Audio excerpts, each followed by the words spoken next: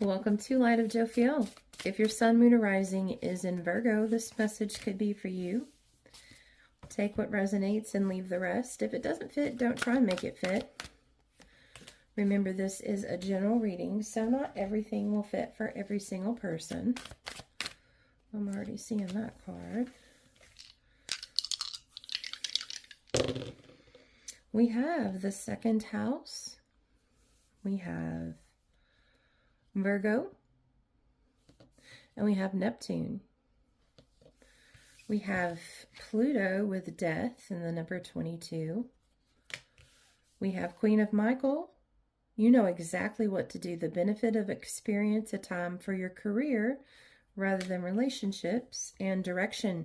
Stop, take a moment, catch your breath, but most of all, don't panic. Look around and try to regain your bearings. Trust yourself. Your life compass will never lead you wrong. In the end, you always find your way. Okay. There's definitely a change of direction happening here. There's a death and a new beginning that I see. And it could be in your career, possibly.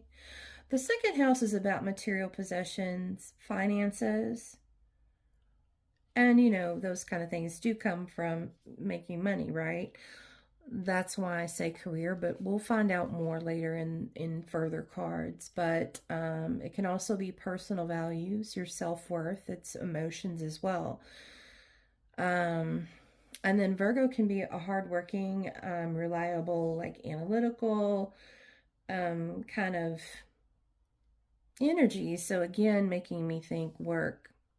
But I feel like possibly moving into the direction work-wise, if that's what this is about, of expressing your creativity, even maybe your spirituality or your intuition with Neptune.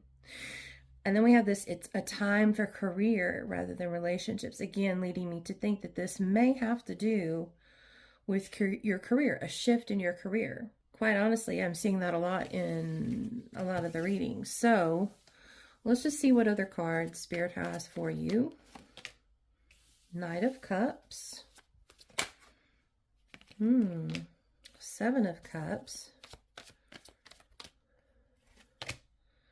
The World, another beginning and ending here with the World card. Definitely a shift here, a change. And then the Four of Swords. Interesting. Actually, I think... No, we're just going to stay with these right now. Okay, I was going to get two more, but not yet. Okay. So, the Knight of Cups, I feel like, is like being in pursuit of what makes your heart flutter, being in pursuit of what you love, what brings you joy. The Knights are all about movement, moving forward. And this one's pursuing what makes his heart happy. Okay? And then with the Seven of Cups here, this is a card of options.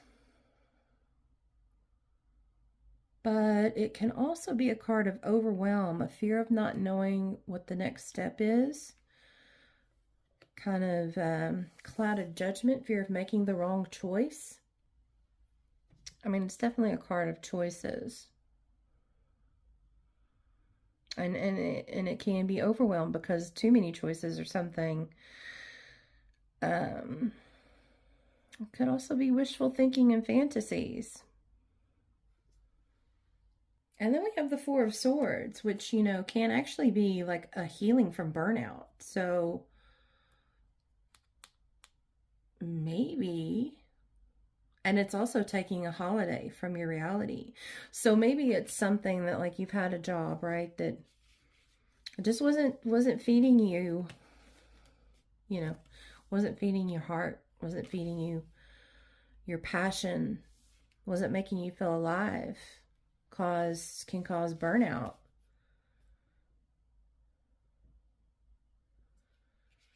And now you're shifting maybe into something that does is more aligned to your higher self, more aligned to what makes your heart sing. Something that that's intuitively calling to you. And maybe because this has not been your past, which we can get into our comfort zone with, right? What we know is comfortable, even if it doesn't make us happy. It's something we know, right? And maybe the Seven of Cups is about the fear of the unknown, because you can't see the end result of this big shift that you're making, and you don't know if it's going to be successful or if you're going to be successful. So maybe there's a little bit of fear here with the Seven of Cups. But this is a need to move on without seeing the full picture. This is what this is about. And you have the World card here, and she looks pretty happy and carefree. And this Four of Swords is about peace as well. This World card is about achievement, and it's also a card of success. It could be about travel, but I kind of feel like your direction is shifting. An old way of life, possibly career, is ending. And Spirit's telling you to go after what makes your heart sing and what's intuitively calling to you. And it's okay to move forward without knowing or seeing the full picture, because there's success ahead and you can be peaceful about that. But let's see what else we're getting here.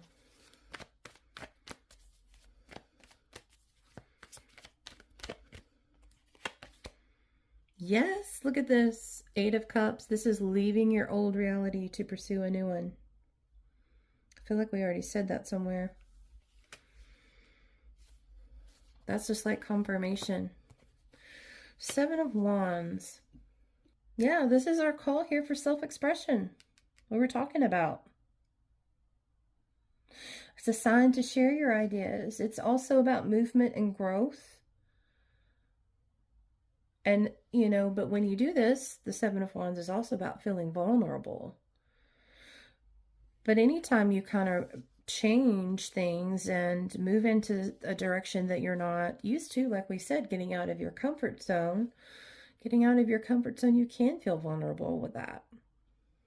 And like this Eight of Cups, like she's still got some full cups here. It's not like this situation is bad. Remember, like we were saying with our comfort zone, it's not like, it just doesn't make our heart sing, right? But it's paying the bills. And so it's kind of like, yeah, we could stay here, but it doesn't make our heart sing, and we want to go after what makes our heart sing. So we're going to leave our old reality to pursue a new one. Let's see what else. Wheel of Fortune, I was feeling that while ago when I was saying change.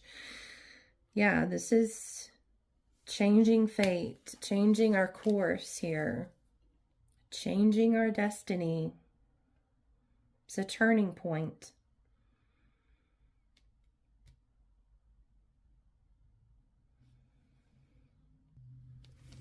What else, Spirit?